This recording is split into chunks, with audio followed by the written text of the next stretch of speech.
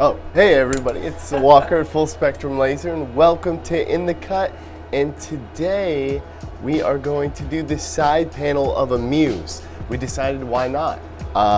And we're gonna throw it in there, and we haven't seen it yet. So we don't know what it's gonna look like, and you guys are gonna watch it with us. So take a look.